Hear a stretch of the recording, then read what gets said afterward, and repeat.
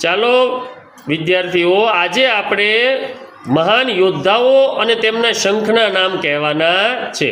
ચાલો દીપાલીબેન, ભગવાન શ્રી કૃષ્ણના શંખનું નામ શું હતું? પાંચજન્ય. ચાલો જોડી દો. તો ભગવાન શ્રી કૃષ્ણના શંખનું નામ હતું પાંચજન્ય.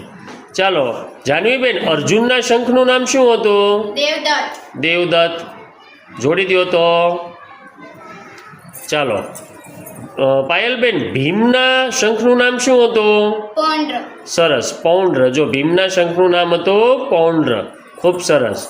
ઉર્વિશાબેન, યુધિષ્ઠિરના શંખનું નામ શું હતું? અનંત વિજય. અનંત વિજય. ખૂબ સરસ. યુધિષ્ઠિર જે પાંડવોમાં સૌથી મોટા ભાઈ હતા. ચાલો નકુલના શંખનું નામ શું હતું?